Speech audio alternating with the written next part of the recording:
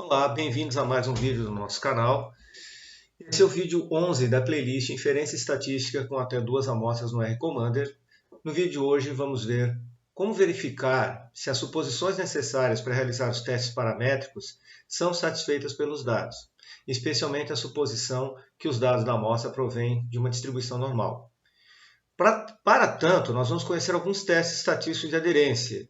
Em vídeos posteriores, veremos como realizar esses testes de aderência por meio do R-Commander e também os testes de homogeneidade de variâncias. Então, os testes que nós vamos ver hoje aqui é o teste de Shapiro-Wilk e o teste de Anderson-Darling. Existem outros. Existe uma outra playlist nesse canal, Distribuição Amostral do R-Commander, que eu recomendo fortemente que você assista, porque vamos afirmar algumas coisas aqui que ficarão claras apenas após assistir os vídeos da outra playlist. E recomendo fortemente que você assista o primeiro vídeo dessa playlist, bem como o vídeo 7, que mostra especialmente os conceitos de teste de hipóteses, caso ainda não tenha feito isso. Então, mostraremos os dois tipos de teste de aderência que podem ser usados para avaliar se os dados de uma amostra provêm de uma distribuição normal. Teste Shapiro-Wilk e teste de Anderson-Darling, como já foi mencionado. Muito bem. Lembrando a vocês, pessoal, que inferência estatística é sempre sobre variáveis, mais especificamente sobre alguma característica delas. Então, através de uma amostra probabilística da população, calculamos estatísticas e, através das técnicas de inferência estatística, generalizamos as conclusões para a população sobre a distribuição, a forma da distribuição, sobre os parâmetros dessa distribuição. As duas técnicas mais usadas são a estimação de parâmetros e teste de hipótese, que nós já vimos aqui, a estimação de parâmetros para média e proporção, o teste de hipótese para uma média e uma proporção. Muito bem. Eu espero que vocês recordem que os testes paramétricos, os testes de hipóteses, têm algumas suposições que precisam ser satisfeitas pelos dados. Por exemplo, os testes de uma média e uma variância de uma variável quantitativa, embora a gente só tenha visto o teste de uma média, a mais importante é a suposição de normalidade. Supõe-se que os dados na amostra vêm de uma população com distribuição normal. Ou então, que você tem uma amostra suficientemente grande para garantir que a distribuição amostral da média siga a distribuição normal. Quando nós vamos ver mais adiante o teste de diferença entre médias de uma variável quantitativa em duas populações, o famoso teste T para duas amostras, que a gente vai ver posteriormente, supõe que os dados das duas amostras vêm de populações nas quais a variável tem distribuição normal ou que as duas amostras são suficientemente grandes para que possa ser considerado válido o teorema central do limite. Muito bem.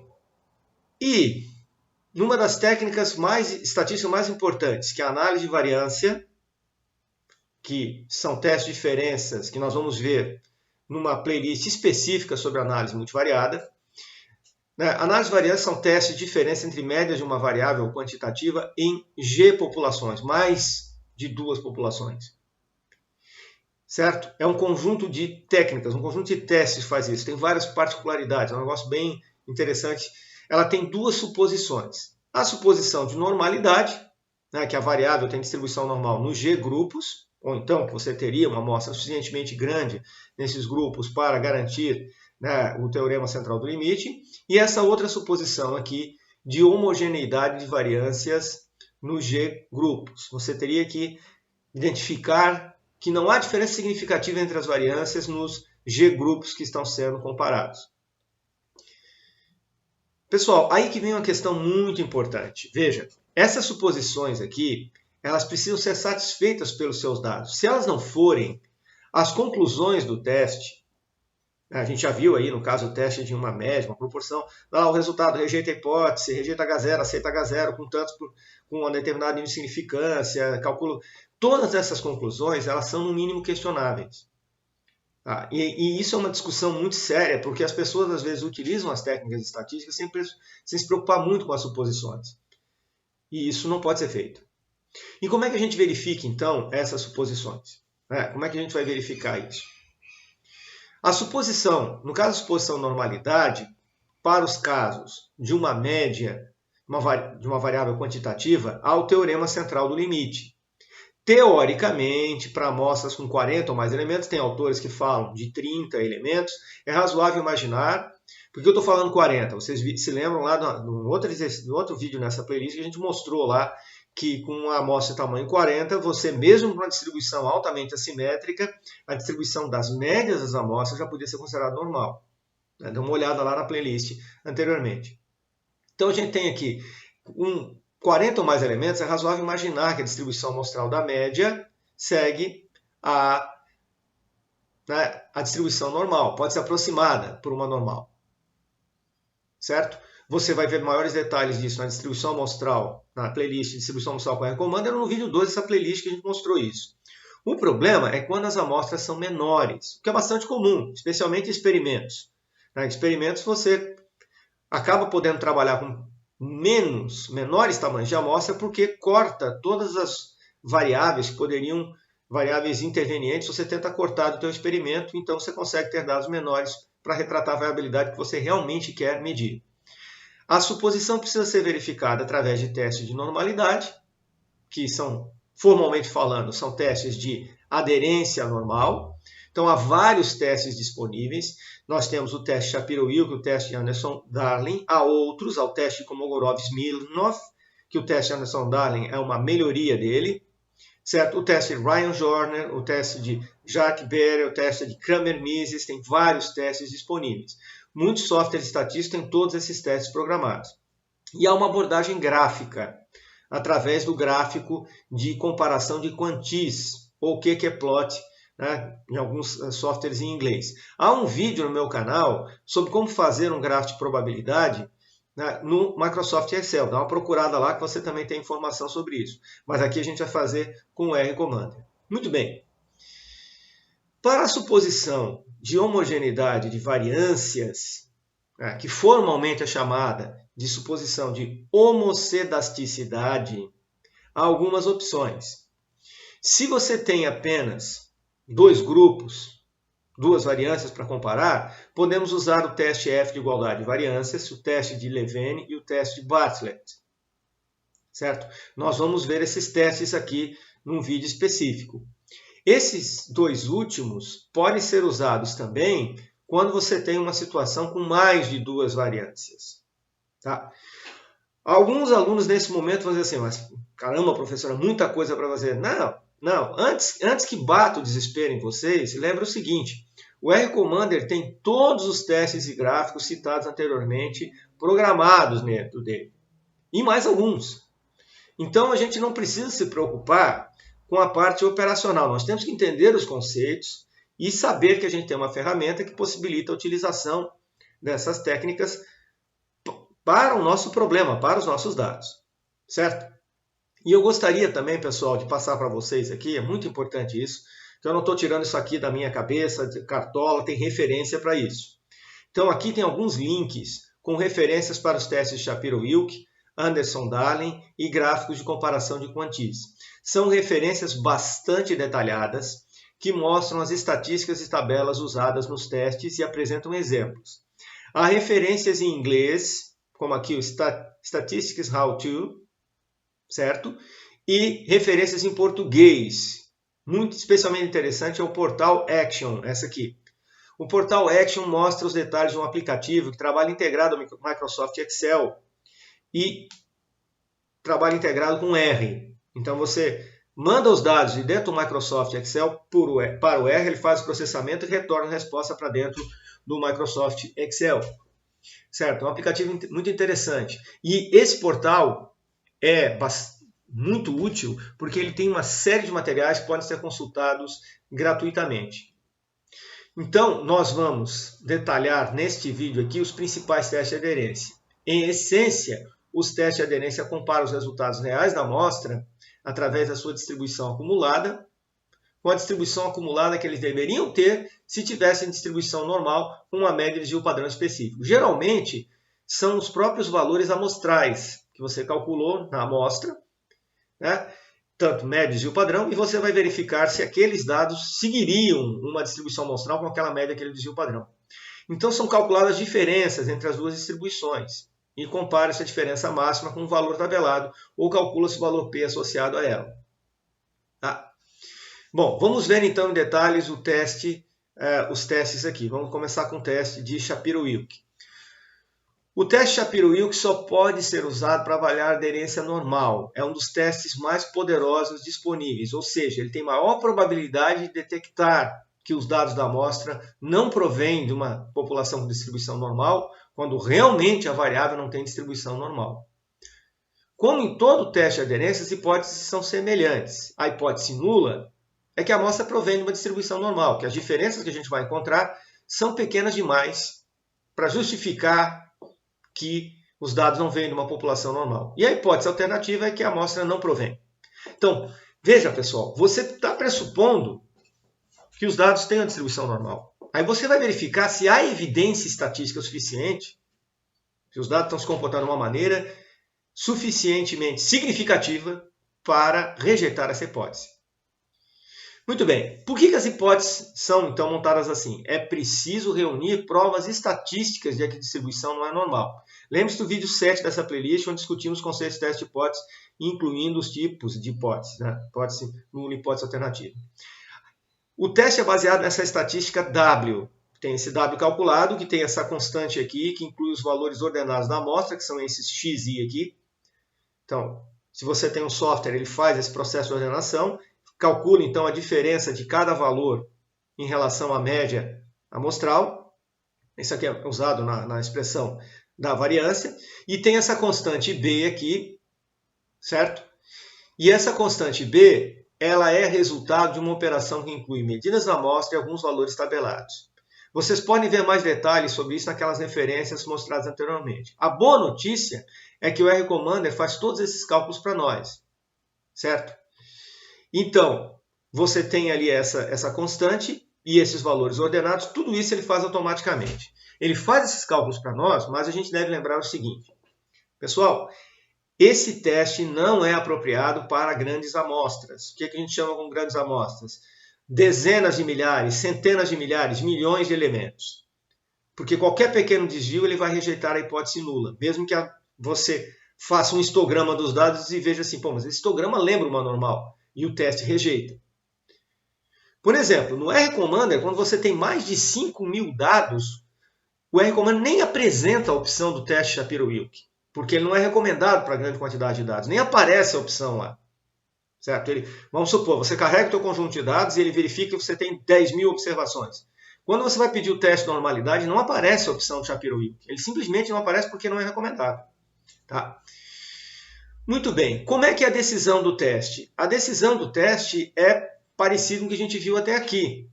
No caso da abordagem clássica, nós vamos calcular o W calculado com um W crítico, tabelado para um nível de significância. Se o W calculado for maior que o W crítico, você vai rejeitar H0. Tá? Já a abordagem do valor P, que é o que o R Commander utiliza, né? Você faz o seguinte, ele vai fazer o cálculo, vai calcular a probabilidade dessa estatística W ser maior que um W calculado. Se essa probabilidade, o valor P, for menor que o nível de significância, você vai rejeitar H0. Então, o R Commander apresenta para a gente esse W calculado e o valor P associado. Porque, como geralmente não temos acesso a essa tabela aqui, né, para obter o W crítico, você tem que ter isso especificamente, tem que achar algum site na internet, ou tem que ter um livro que tem essa tabela. Geralmente a decisão é tomada pela abordagem do valor P. Certo? Mas internamente o software tem essa estrutura para obter os valores corretamente. Então você pode confiar no resultado. Muito bem, já um outro teste que a gente pode usar, o teste Anderson-Darling, ele pode ser usado para verificar aderência a qualquer distribuição. Ele é uma melhoria do teste de aderência de Kolmogorov-Smirnov, que é um teste mais, digamos, mais antigo. O Anderson-Darling também é antigo, tem mais de 60 anos que ele é usado, mas o Kolmogorov-Smirnov era mais antigo ainda. As hipóteses são iguais ao do teste de Shapiro-Wilk. A hipótese nula é que os dados, a amostra provém de uma distribuição normal, ou de uma distribuição exponencial, ou uma distribuição Q quadrado, enfim, qualquer distribuição. E a hipótese H1, que a amostra não provém dessa população normal. Muito bem. Aí temos as estatísticas aqui, certo? Essas estatísticas você vai levar em conta, ó, esse F aqui maiúsculo é a distribuição acumulada da tua variável aqui. Então, ele calcula uma estatística bastante sofisticada aqui, que verifica as diferenças entre o valor que você teria na tua amostra e o valor esperado se seguisse uma determinada distribuição. E também, além dessa estatística A² aqui, você tem essa A² modificada, que ela é calculada, e a gente pode ver isso naquelas referências, quando você estima, né, quando você está avaliando essas diferenças usando as estatísticas amostrais. No caso da distribuição normal, por exemplo, usando como referência a média e o desvio padrão calculados na amostra. Todos esses procedimentos aqui também, o R-Commander calcula para nós, certo?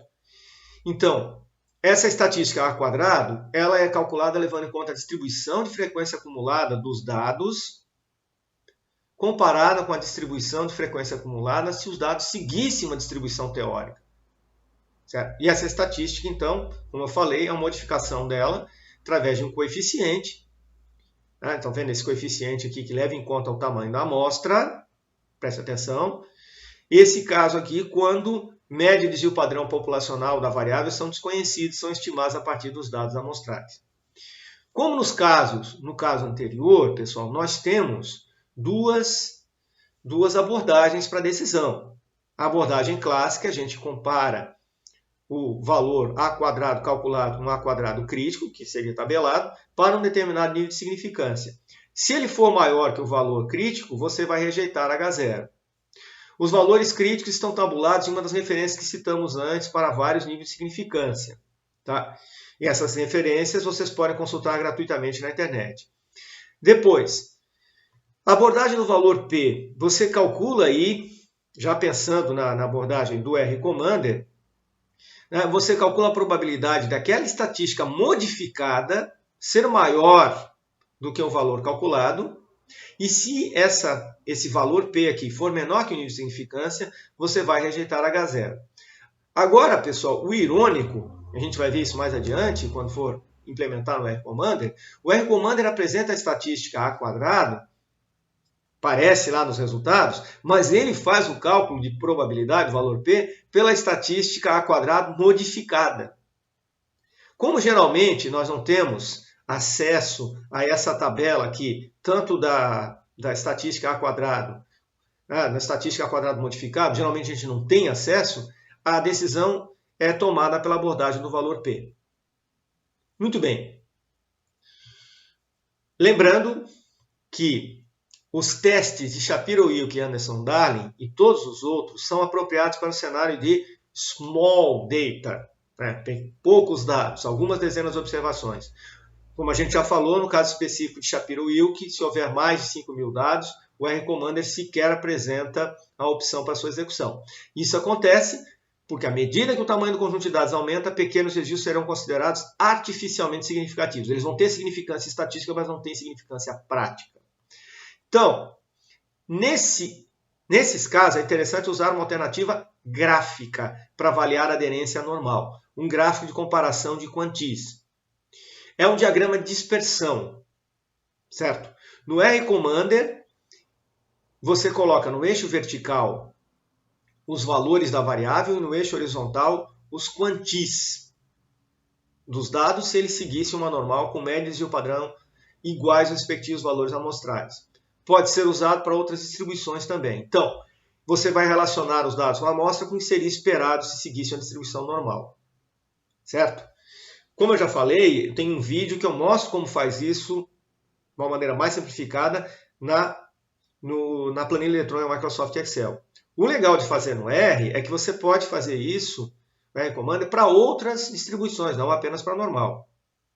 Nós vamos ver um exemplo feito no R-Commander com os dados daquela amostra de 40 empresas que usamos em vídeos anteriores. Vamos dar uma olhada como é que funciona isso aqui. Veja só que interessante nós temos aqui. Temos dois gráficos aqui, certo? Um para a variável valor dos clientes que se declaram insatisfeitos. Lembra-se que essa variável de satisfação C é uma variável resultante de uma recodificação. Aqui nós temos os clientes daquela amostra, né, que são clientes de uma empresa de consultoria que se declaram a sua opinião sobre o serviço, a satisfação sobre o serviço, eles declaram que é regular, ruim ou péssimo o serviço. E os satisfeitos, os clientes que declaram que o serviço é bom ou ótimo, ou excelente, se não me engano, excelente. Muito bem. Então a gente tem essa situação aqui. Observamos que existe uma linha contínua e duas linhas tracejadas. Se houver aderência à distribuição, os pontos devem distribuir-se aproximadamente sobre essa linha aqui contínua e entre as linhas tracejadas, que são calculadas em função do erro padrão das estatísticas. É como se fosse aqui um intervalo de 95%, que é o nível de confiança usual. Certo? Se não houver aderência, os pontos devem se afastar da linha e até mesmo ficar fora das linhas tracejadas. Veja, no gráfico do insatisfeito, vocês estão vendo aqui que os pontos não estão exatamente sobre a linha e eles têm alguns pontos fora até das linhas tracejadas, incluindo esses 2 discrepantes aqui, especialmente esse 5 discrepante aqui. Estão vendo? Já no gráfico de satisfeito, a aderência normal parece ser aceitável. Certo? Por quê? Porque os pontos estão mais ou menos sobre a linha e não há nenhum deles além das linhas tracejadas. Então, qual seria a conclusão que a gente chegaria fazendo análise gráfica? A gente vai ver isso depois, realizando os testes que acabamos de mencionar. Não há aderência normal da variável valor para os clientes que se declaram insatisfeitos com o serviço da empresa de consultoria. Mas há aderência normal da variável valor para os clientes do grupo satisfeito. Vocês estão vendo isso aqui. Bom, aqui lembre-se, pessoal, que o total, somando as duas amostras, são apenas 40 observações.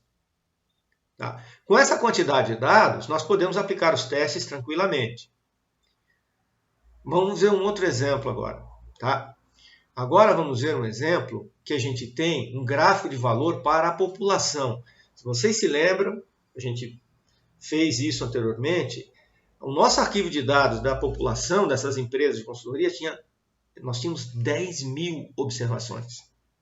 E aqui vocês podem ver como está ruim a aderência da variável valor à distribuição normal. Veja, o que temos aqui? Repare, aqui você tem praticamente uma coincidência da linha contínua com as linhas tracejadas. Se houvesse aderência normal, esses pontos deveriam estar sobre essa linha aqui. E não é o que está acontecendo, está bem distante. Inclusive, tem alguns pontos aqui muito discrepantes. Certo? Então, o que isso está mostrando, pessoal? Isso está mostrando que a variável valor na população, ela não tem aderência à distribuição normal. O que já era mais ou menos esperado. A gente fala que valor é uma variável aqui monetária, né, medida em reais. Geralmente essas variáveis medidas em valores monetários, elas têm forte assimetria. Às vezes não tão forte, mas geralmente você espera um resultado de assimetria. Os valores dos contratos aqui das empresas de consultoria têm um comportamento assimétrico. Se eu fosse aplicar o teste de hipótese para 10 mil dados, primeiro, não ia aparecer nem a opção do Shapiro-Wilk, que tem mais de 5 mil dados. E o teste de Anderson-Darling, ele daria, não haveria aderência à distribuição normal. Você vai dizer, então, professor, está funcionando, está vendo aqui. Exato. Mas, se você tiver uma outra situação em que a assimetria não for tão flagrante, não for tão grande, mas você aplicar o teste para 10 mil dados, talvez o gráfico, os pontos estivessem todos sob a linha aqui, com uma boa aderência, e o teste indicasse que não há aderência por causa da grande quantidade de dados. Então, se você estiver trabalhando, imagine que o pessoal hoje trabalha com Big Data, com centenas de milhares de dados e tudo mais, o gráfico de comparação de quantis pode ser interessante para avaliar a aderência a um determinado modelo. Certo? Muito bem. Então, no próximo vídeo, nós veremos como implementar esses testes de aderência, testes de normalidade, através do R Commander. Certo? Vamos ver como é que faz isso com os dados ali, os mesmos dados que usamos anteriormente no teste de uma média e uma proporção. Certo? E dúvidas, comentários, escreva aqui embaixo, né? Entre em contato com a gente para tirar dúvidas, sugestões, etc. Não se esqueça de inscrever no canal. Certo? Obrigado e até a próxima.